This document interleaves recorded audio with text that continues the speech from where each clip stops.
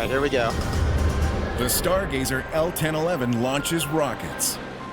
3, 2, 1, drop. Drop. Pegasus away. Its mission, put 8 satellites into orbit to track hurricanes around the world. Our ability to forecast hurricanes is going to get a lot better. But when dealing with a dangerous passenger, anything can happen. There's always a chance of something going wrong. If we have an errant flight, we'll destroy the rocket. It's a massive mission. The NASA team is go for launch. Everybody ready? We're taking off. PLT confirms go for launch. Success is not guaranteed. Abort, aboard. What's going on?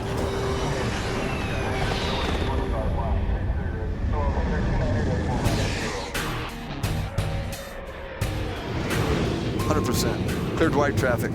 For 30 years, this Lockheed L-1011 was just another jetliner. 40, 30. Now it's equipped to fly a very unique passenger, a multi-million-dollar rocket. Nice one. Stargazer's home is the Mojave Air and Spaceport in California. We'll get the hose up.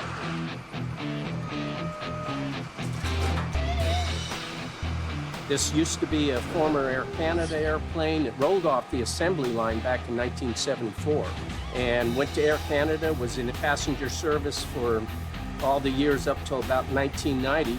Air Canada then was starting to get new equipment and put this one to bed, and Orbital Science picked it up. Stargazer is operated by Orbital ATK, an American aerospace company. She carries satellites on their first big step into space. Stargazer is 53.34 meters long, has a height of 17 meters, and spans 47.33 meters from wingtip to wingtip, the equivalent of 5.5 city buses parked in a row. When Orbital decided that they were going to get into the air launch division, they looked at 3 of the wide-body airplanes that were available, the L-1011, the DC-10, and the 747, and structurally, the L-1011 was stronger. Stargazer is equipped to carry one very special passenger, the Pegasus XL rocket. The Pegasus XL is a 17.5-meter-long, winged, 3-stage rocket. The solid rocket fuel in the first and second stages push it into space. The third stage is also filled with fuel and has a high-pressure gas system for steering. The satellite payload is in the nose and is released once in orbit. Construction of the rocket begins in Clearfield, Utah. Rocket motors are really a case of extremes. I mean, you go from 0 to 14,500 miles an hour in just a matter of minutes. You know, the propellant, it burns at about 5,000 degrees Fahrenheit. So we have to protect the inside of the rocket motor from the heat of the burning propellant. These giant wrappings are made of graphite fiber. They insulate the delicate motor from the extreme heat. Years ago, we used to make them out of Kevlar fiber, which wasn't near as strong and light as graphite. Once the body of the rocket is complete, its core is filled with solid rocket fuel. Then the giant motors are shipped to Vandenberg Air Force Base in California. So what we do in this room is we actually build up the rocket. So we get bare solid rocket motors in from our manufacturing facility in Utah, and then we assemble it. Then our engineers integrate the rocket, test it, and now we're in the very final throes of that, where we're integrating the satellites and putting the fairing on, getting ready to fly to Florida for the mission. Today, the rocket's nose cone will carry 8 satellites. They are a new breed of hurricane hunter that used GPS technology to track the speed and intensity of superstorms. The project is called the Cyclone Global Navigation Satellite System, or CYGNSS for short. So if you look at it here, you can see there's 4 on the front and 4 on the back. And during this mission, we'll deploy 2 at a time, wait about 30 seconds, deploy another 2 until we've deployed them all. The Rocketeers work in a sterile environment to prevent any contamination. Well, obviously, we're working around solid rocket motors, so there's a lot of safety issues. We protect by keeping the humidity at a certain level in the day. There are 19,000 kilograms of fuel in this rocket. One spark would leave nothing but a crater. There's a lot of precautions when we actually work around the ordnance where we don't have any RF transmitting devices. It's a great job. I mean, who else gets to build rockets and drop them from a plane and launch 8 satellites that could save lives? I mean, that's just a great job. Back in Mojave, Chief Flight Engineer Robert Taylor is preparing Stargazer for its first-class cargo. This whole area is basically where we mate the rocket to the aircraft. We have 4 main hooks back there and a 5th hook right here. The fairing seals that we want to make sure are fairly secured and intact and not beat up. The L-1011 is perfect for the job. Unique among passenger jets, it was designed with 2 keels that run its length. The space between is perfectly fitted for the tail and tiny wings of its exotic passenger. That allowed us to actually mount the Pegasus rocket and the vertical fin to be able to fit inside the fuselage. If it weren't for that, there wouldn't be enough ground clearance for the ground taxi and takeoff operation. The key thing is basically making sure that the hookup for the rocket is all intact and there isn't going to be any problems when we bring the rocket out to do the mate. I've been with the program since 1993 from the very first launch, and I've been on every one of them, so. Rocket launches were once as rare as they were expensive. Hundreds of millions burned in a go. Roger roll, Atlantis. Stargazer lifts its speedy load out of the thicker lower atmosphere at a fraction of the cost. There's a tremendous benefit from the fact that you're already doing a fairly good velocity. And so essentially the airplane is like the first stage of a ground-based launch. So just get the rocket up to 30 or 40,000 feet, the airplane already has it there. So you can get more mass in orbit with less thrust from a rocket. You want to move it forward, Rick? The next one is number 4. Okay. The job now is to load up and count down for liftoff. Come back a little bit, see if we can get it to catch it. There we go. The containers that we have contain spare aircraft parts, items that we might consider as a no-go item. If it broke, we'd have to replace it. Even things like tow bars. We have to take a tow bar because, again, it's kind of a unique airplane, so we have to have our own tow bar. Get this in the right position so it's not blocking there. This is all safety. You can't let anything go in the airplane when it's flying. The pilot can make a sudden move or hit turbulence or anything like that, and all this gets bounced around and could punch a hole right through the fuselage, and we're done. We haven't done a launch in a couple years, but this is why we're here, so we put everything we got into it. And there's always a chance of something going wrong. You never know. Well, one more day at the office. One more. I'll tell you what, though, you don't get any better days flying than this, so it's perfect. Yep, perfect weather. Just like astronauts, the flight crew is summoned when all is ready. First, they have to pick up their passenger. The rocket is waiting 220 kilometers west at Vandenberg Air Force Base. Once mated to the rocket, Stargazer continues cross-country to Cape Canaveral Air Force Station in Florida. You got the oxygen on? Go ahead. Right now, we're getting ready to ferry the airplane over to Vandenberg Air Force Base, where we actually build and load the rocket. Ground 0 Charlie, want us to go down to Alpha to start or just pull down to the end of Charlie? Stargazer 4 Sierra Charlie, taxi to runway 30 via taxiway Charlie and Alpha. Okay, we'll just pull up past the tower. This tiny airport makes a tight squeeze for the giant plane. Our wingtip goes over the fire station right there. There's less than a meter of clearance. All right, clear right, clear left. With the fire station clear, Stargazer reaches the runway, ready for a rendezvous with the Pegasus rocket. Stargazer 140 Sierra Charlie, make right traffic, runway 30, clear for takeoff. Okay, right traffic for 30, clear for takeoff. As Stargazer gets ready for takeoff, Min mode, 1 pack's on, ready to go. Here we go. Starting 2. Start 2.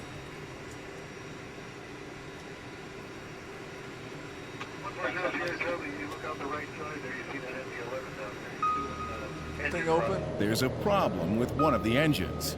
ISO valve's not opening up. There. The switch is sticky again. I'm not sure what's going on.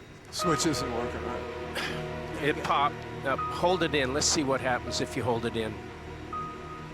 No, we're not getting anything. There's a valve malfunction, and the engine won't restart. Hey, Rick. Yeah. Hey, did you guys do something with the engine start panel? This L-1011 is the last of its kind still flying. But this plane and its payload could be grounded before their journey begins. Mojave, California. 3 Juliet Charlie, reposition approved to the west end. The Stargazer L-1011 is on its way to pick up the Pegasus rocket. Min mode, 1 pack's on, ready to go. Here we go. Starting 2. Start 2. The problem is, it can't get off the ground. Our maintenance crew had set one of our circuit breakers to a position that they use for the ground. Not working. Ask if 1 is clear just for a second. Very good. It popped. Who pulled that? Okay, we'll give it another try. Hold on. We always fire the engine up, so we pull that breaker. Oh, Okay, green light. it's working. As soon as we understood what they did and replaced the circuit breaker, the system worked perfectly normally. You ready, Don? Everybody ready? Tower November 140, taking off. Sierra Charlie is ready for takeoff. We've got N3. Yeah, I've got N3. Max mode. Okay, Stargazer's on the roll. V1, VR.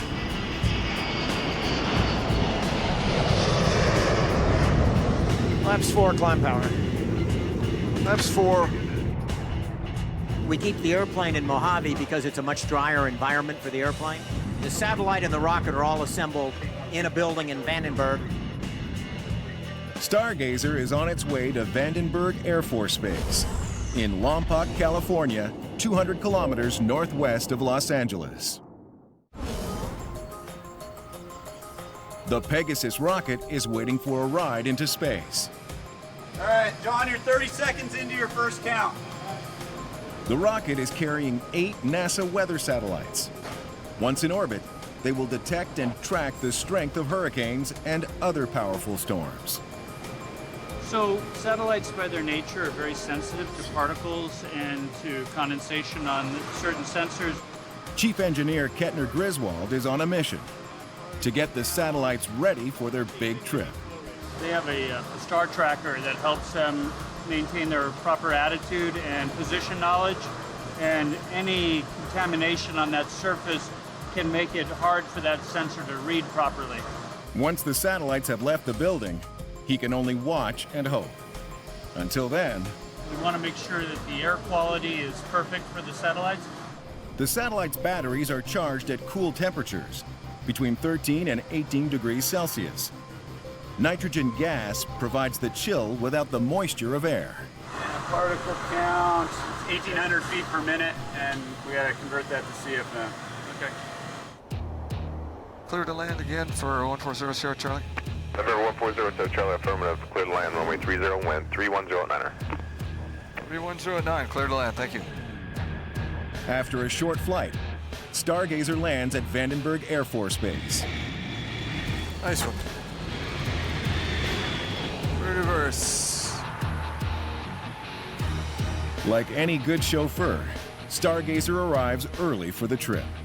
Rocket is towed from across the runway, coming across the end of the runway down the taxiway that we just taxied, and is brought up behind us, and that's why we park here.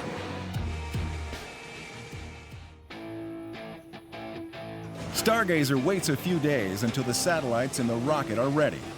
Now comes the 6-kilometer journey to the airfield. So let's take a look at our equipment list. Air compressor's on. It's on top. Trailer's ready. Yeah. Today is a big day. It's when we roll out and make the rocket to the airplane. It's a major milestone. The rocket is like a 26,000 kilogram bomb. Moving it is risky. So I think we got everybody. This is the hazardous motor transportation.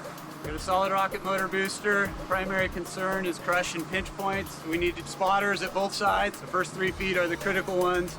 It's Jim Keeney's job to make sure the rocket and his team reach the plane in one piece. All right, everybody ready? All right. The first challenge is simply pulling the multi-million-dollar rocket out of the hangar.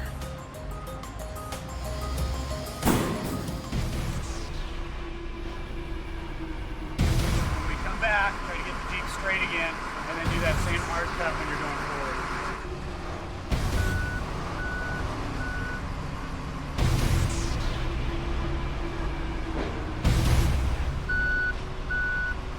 The margin for error is a matter of centimeters. But finally, Okay, go! Okay. It's 4 miles or so to drive. We're averaging less than 5 miles an hour. And then we have to do a turnaround and rehook the tug up and push under the plane. now Stargazer needs a boost. The plane is raised to almost a meter to accommodate the rocket's rudder. Ed Dunlap is in charge of the aircraft. Well, you're jacking an airplane right now that weighs about 250,000 pounds. You've got all of that mass up on 3 points that are about 4 inches in diameter. So you want it to be as stable as possible.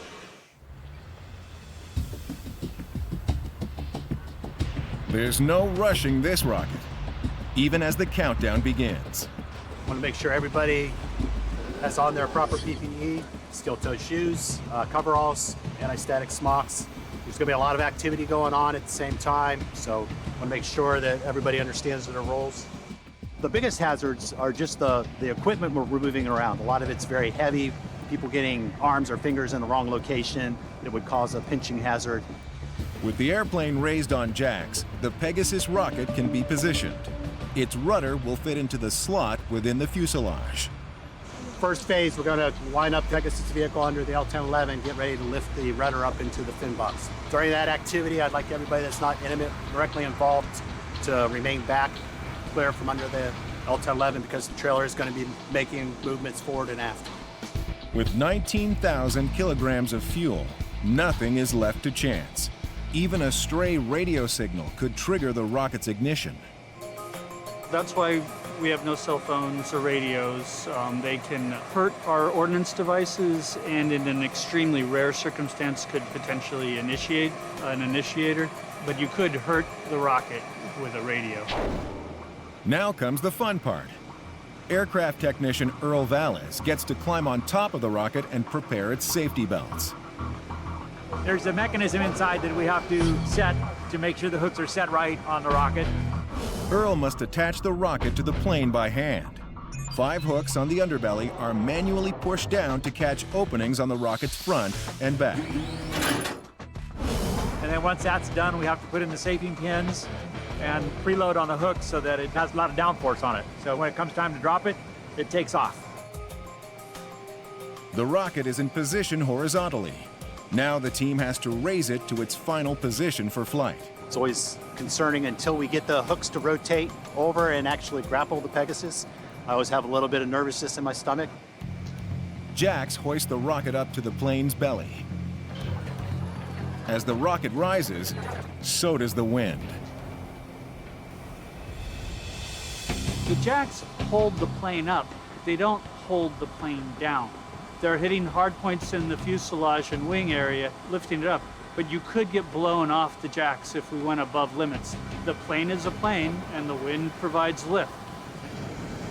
Wind's coming from the north. We're still looking at averaging about 10 miles per hour right now with the average temperature of about 58 degrees. There's going to be gusts above the limit later this afternoon. There's a possibility of that. So we want to be done by then. With winds whirling, Earl's hookup is in jeopardy. A rocket load of weather satellites may be blown off course. Vandenberg Air Force Base, California. Strong winds threaten to derail the mating of the Pegasus rocket with the L-1011. Wind's coming from the north, about a 7-degree drop at this point. Yeah. There's a limitation to how high the wind speed can be, and we have the aircraft raised on its jacks. Typical weather patterns here at Vandenberg, we see the wind start off calm in the morning and start to escalate throughout the morning. So we're challenged to try to get the vehicle onto the plane before those winds peak at their highest velocities. 5 hooks on Stargazer's belly grapple onto receptors on the rocket's wings and nose. The critical part is getting the hooks aligned with what we call the bathtub fittings, which are inside the Pegasus wing. And it's got to be pretty much spot on to be able to do that. At Cape Canaveral Air Force Station in Florida, NASA personnel and satellite engineers prepare for the rocket's arrival. Do you want to go up or do you want to... No, I'll let those guys finish up. Chris Ruff has some serious skin in this game. The University of Michigan scientists designed the satellites on board. I wanted to start by giving a little bit of background. So Cygnus is designed to measure the winds over the ocean in hurricanes. And I started doing hurricane research and how to measure hurricanes when I was a grad student, so I've been doing that my whole career. Well, we're going to be making measurements that haven't been made before of what's going on in the inside of a hurricane for the first time. Ruff and his team designed 8 microsatellites, each weighing just 30 kilograms. When opened, each one will be the size of a swan. They will orbit 510 kilometers above the Earth, tracking hurricanes and cyclones. You know, the expectation is that our ability to forecast hurricanes, where they're going to go, but especially how strong they're going to be in the future, is going to get a lot better. Back in California, winds are picking up as the hooks are put into place. The most challenging part is getting the wing on the Pegasus vehicle to align with the hooks on the aircraft. Very tight clearances, very small measurements.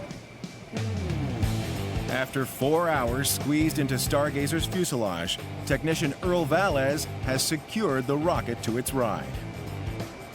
Oh my gosh, I've been all scrunched up and bent out of shape and twisted trying to get the hooks over center to get the hook set on the rocket. It's a long haul. It's time for Stargazer to come back to Earth. The giant jacks lower their 113-ton load. I always like the end of this day when we walk away and we see the Pegasus launch vehicle hanging from the L-1011, secured and ready for its launch configuration. It's a nice feeling.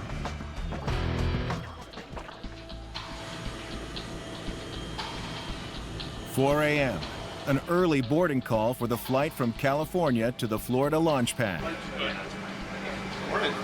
19 technicians, and of course, the Stargazer crew. Well, we're just arriving, starting to stow our gear, and we've already got the aircraft power going.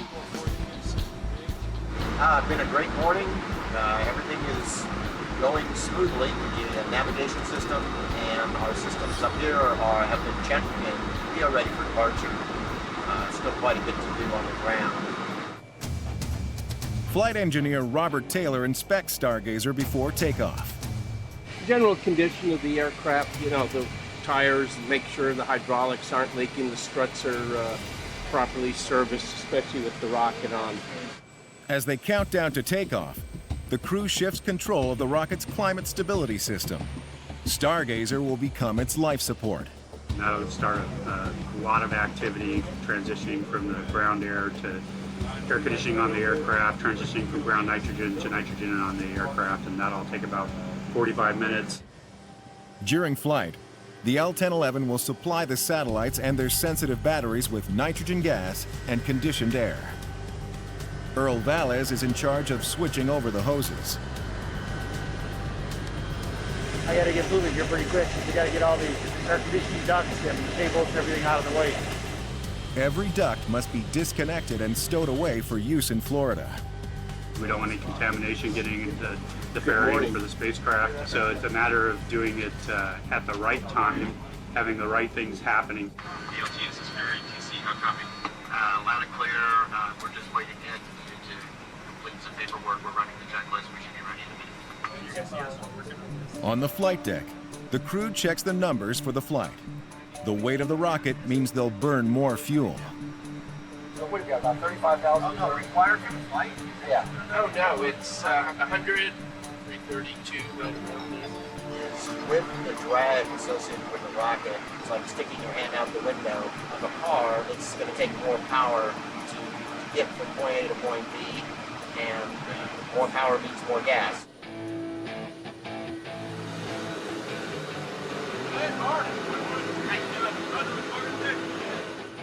Outside, flight engineer Robert Taylor pumps in an extra 24,500 liters of fuel to carry the rocket to Florida. In the cabin, rocket technicians set up their own flight deck to communicate with Pegasus. What we've done right now is we've turned on the rocket, the satellites continue to trickle charge the batteries, and this is the configuration we're going to be in until we take off. You guys removed the ram air turbine rat line? Yeah, we took that off when we did the dinosaur foot. With the rocket finally disconnected from ground support, Stargazer is ready for takeoff. November 140 Sierra Charlie, runway 13, wind 230 at 3, at 12, 1237, clear for takeoff. Number 140 Sierra Charlie, understand, at 1237, cleared for takeoff. Thank you. Airspeed's alive. V1 and rotate. The Stargazer L-1011 is ready to go. Next stop, Cape Canaveral Air Force Station in Florida. Flaps up, climb power. The Stargazer L-1011 and its Pegasus rocket move into the next phase of their mission, space launch. Cape Canaveral Air Force Station, Florida. The Stargazer L-1011 is on final approach. Beneath the plane, a rocket carrying delicate space satellites and nearly 20 tons of highly explosive fuel. A bad landing could be catastrophic. On the ground, 3 in reverse. Landing is just the first step to space. Pegasus needs to pass inspection. When we bring the rocket across the country in sub-zero temperatures, there's a lot of checks that need to be done before we fly. The Pegasus rocket is designed for space flight, not long flights across the country. The next day, the team checks the rocket and its carrier. Every inch, nook, and cranny. Hey, Scott, can you see as the pin clear over there? What? Pin clear for extend over there? Do you have a good visual? Project manager Mark McManus is overseeing the operation. We're looking for anything physical damage, anything that might have vibrated loose, anything on the external on the vehicle that might have been impacted by some bird strike or something like that. Make sure the critters don't get in there. The satellites inside the rocket are checked too. Orbital ATK's Carl Sherm assembles a climate-controlled tent to protect them. This is our closeout shelter that we put up against the fairing, and it keeps contamination out. Spacecrafts are typically sensitive to contamination, so we got air conditioning blowing in there to keep the temperature, humidity, all that the same. Awesome. A Cygnus technician arrives to inspect the satellites. Access is restricted. If he finds any damage, the launch could be postponed. Meanwhile, the rocket's fins are prepped for their flight out of thin air and into space. Do you need to put the protective cover on? That was just for ferry. Okay. Pegasus is fully loaded with volatile fuel. No cell phones, no power tools. Static electricity and any type of ordnance explosives that can be sensitive, you can ignite. There has been instances of rockets. There was a Russian one many years ago. Mechanical power is replaced by manpower. If there's a high enough electric arc between things, you have an explosion. After 3 hours of testing, the Cygnus technician emerges. Everything looks good, and he gives the green light. That's orbitals, I believe, so just hand it to me and I'll return that. All right, gentlemen, thank you so much, guys. Appreciate it. Thanks, guys. The satellites are ready for launch.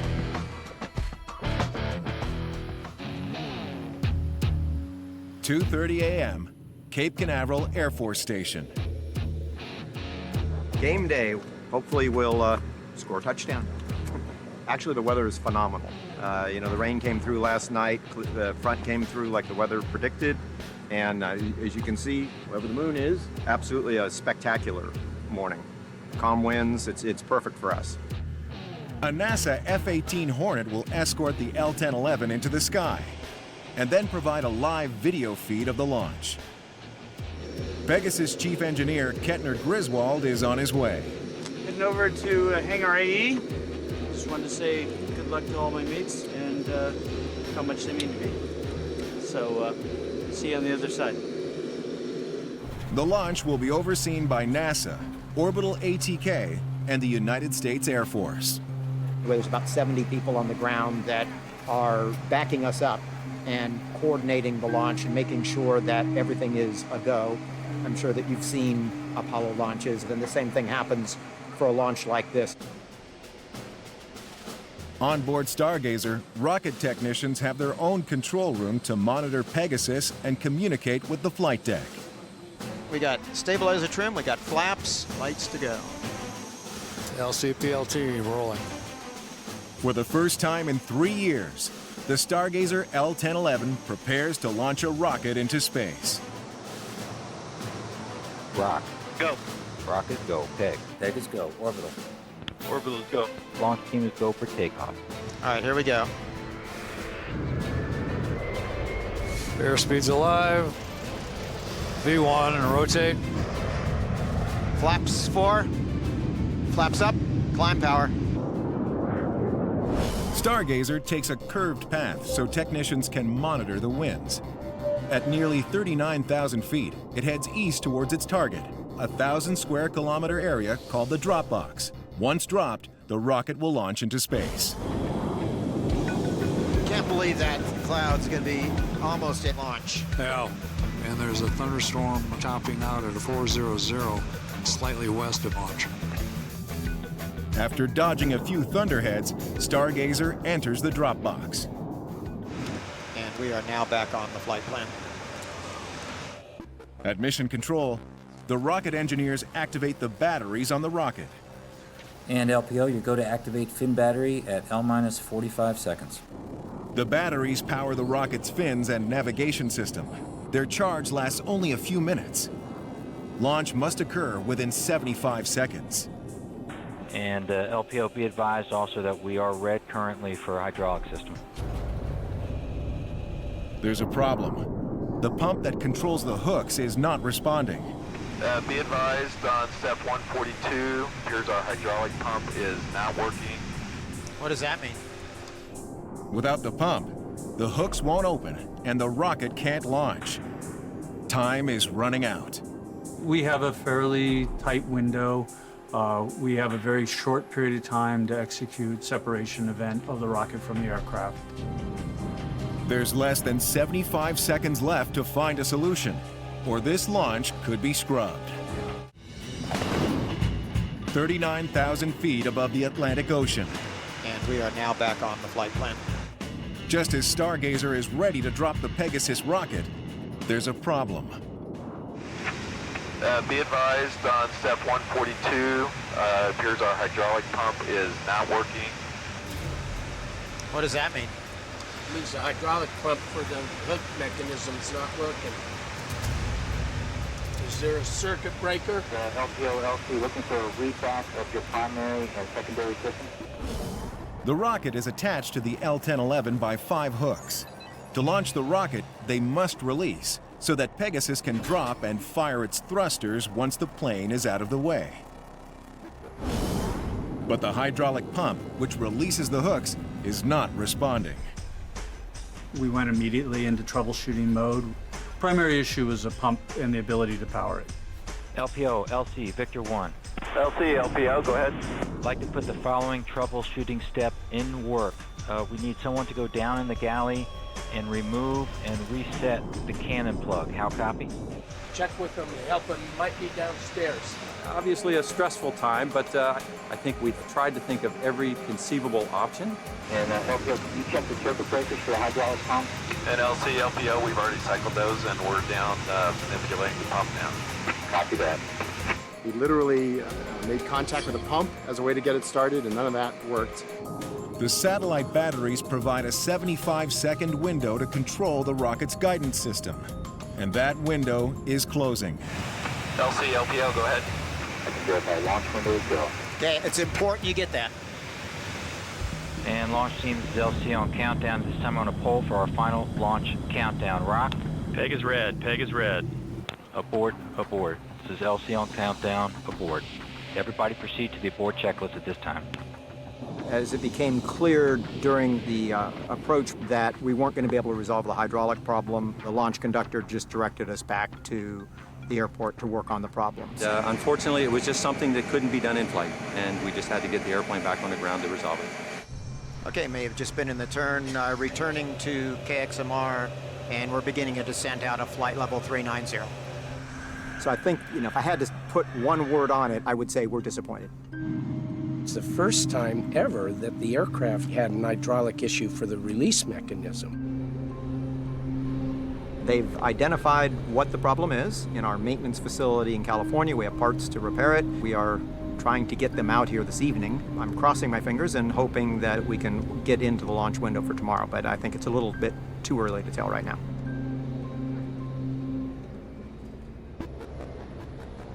Two days later, the orbital ATK team gathers to make another attempt. Coffee for the flight crew. Got to keep them ready to go. Big day, launch day. Second time, second attempt. So hopefully a successful one. Everybody's ready to do it. Good weather. Technician Colin French brought the new parts from California. So I had to fly out here, get the parts to him as quickly as possible, drove to Mojave, drove from Mojave to LA, and took an overnight flight. And it's a great learning experience, a great training opportunity for me. The team installs new circuit breakers for the hydraulic pump. They hope that this time the hooks will release the rocket. Done all our pre-flight planning, all the systems are nominal, and we are ready to go. Another morning. Another try. Yeah. But we got clear skies and a good night's sleep, ready to rock and roll. I hope we come back in a few hours without the rocket on the bottom of the airplane. It's back to Plan A. The rocket will drop from the plane at nearly 39,000 feet. The L-1011 will then have 5 seconds to get clear before the rocket fires and heads into orbit.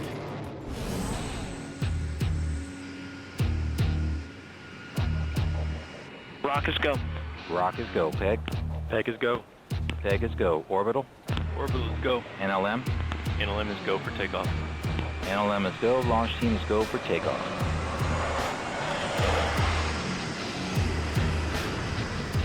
See Chase out there? Nope. Okay. Once again, an F-18 will follow the plane and the rocket, acting as the eyes for everyone in mission control. 1400 Sierra Charlie, clear for takeoff, our discretion. All right, for takeoff, gents. Before takeoff check completed, gone. Positive rate, you're up. You're up. Yeah, see the winds, 280, so it's taking its time trying to make that turn. A 100-knot tailwind pushes the L-1011 ahead of time towards the drop box, the only safe area to trigger the launch. 1,000 to go, gentlemen. 38 for 39. 38 for 39. To reach the correct orbit, the rocket must launch at a 110-degree angle within the drop box. Drift out of it, and the rocket could become a threat. If there's any risk of a rogue rocket, it falls to the United States Air Force to arm the self-destruct functions aboard Pegasus. The decision rests with Brigadier General Wayne Monteith. We are now launching a 50,000-pound rocket from the belly of a passenger liner 110 miles offshore. Public safety #1, and then a successful mission is #2. Once launched, the rocket cannot come within 100 kilometers of the Florida and Bahamas coastlines. If the rocket goes beyond those boundaries, the Air Force will literally kill the mission. We're in constant communication with command destruct receivers on board the rocket, and if we have an errant flight, we will arm the command destruct system and it will destroy the rocket. Stargazer reaches the drop box. I'll say this is Senior MEFCO, countdown to L-1011 in the box. Copy that. L-1011 is in the drop box. going to launch heading now. Starboard now. T-minus 10. Pegas go for launch. T-minus 5, 4, 3, 2, 1. What's going on? And PLT, stand by as you guys reacquire heading. Mission Control detects a problem. I copy that PLT and stand by. Can it be corrected? Or will Stargazer's mission be scrubbed once again? Take 2. The Stargazer L-1011 is trying to launch the Pegasus rocket for the second time. I'm going to launch heading now. Starboard now. Stand by, stand by. This time, there's a new problem. What's going on? And PLT, stand by as you guys reacquire heading. LC, PLT, copy. Uh-oh, they don't say that unless there's something going on. We have to meet a heading requirement, a very specific angle, and we went into it, and we were right about to drop, and we went out of it. The plane wasn't pointed exactly in the right direction. Pilot Don Walter must make a quick course correction to set the rocket's launch path at the proper angle. What's your speed, Don? I am, Bob. We have to launch within 75 seconds of when that timer started, and it was at 60 seconds at that point. Time stops and stands still. You can hear your heartbeat. A strong tailwind has pushed Stargazer slightly outside the drop box. Launch from here, and the rocket will not be on the 110-degree angle it needs to reach the correct orbit. With only a few seconds to spare, pilot Don Walter returned Stargazer to the right orientation. We're on the required heading. LC, PLT, copy. PLT, LC is go for launch. PLT confirm. LC, PLT, PLT confirms go for launch. Drop on my mark. 3, 2, 1, drop. Drop. Pegasus away.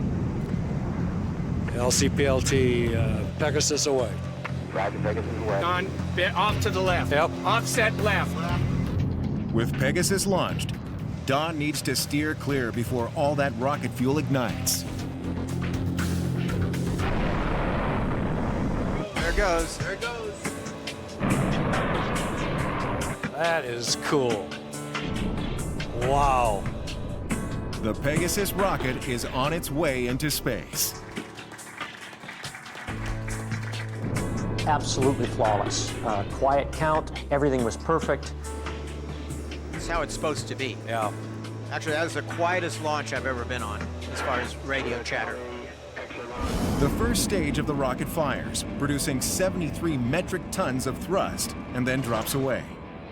The second stage booster pushes Pegasus into space at 27,000 kilometers per hour.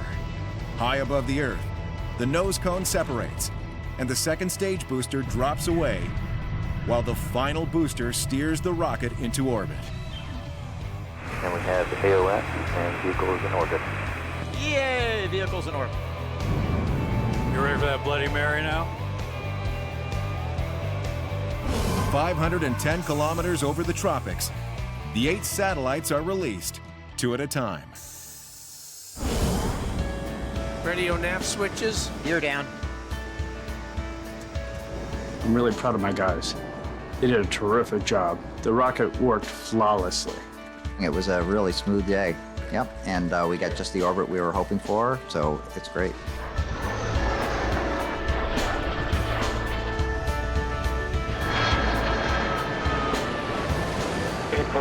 on Tower Freak. Done. Amazing. We may all look calm, cool, and collected, but inside, I think it's going to take a week for my blood pressure to get back to normal.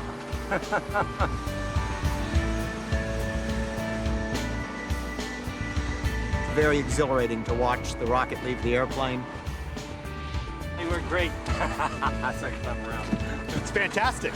Feels good. So I knew it was going to go well today because we pulled out all the stops with our superstitions. The first one is never pack anything before the rocket drops away from the plane. Second one is when launching out of Florida, we always have to remember our pink flamingo lawn ornaments. We did those things today, and you see the result. Well done, man. Congratulations. Great job. Watch when we get to There's a lot of people behind this. We just happen to be on the tip of the spear when it launches. But, you know, for us to get to that point, it's a lot of people. And one mighty plane. The Stargazer L-1011 has put 8 satellites into orbit. It's her 37th successful launch.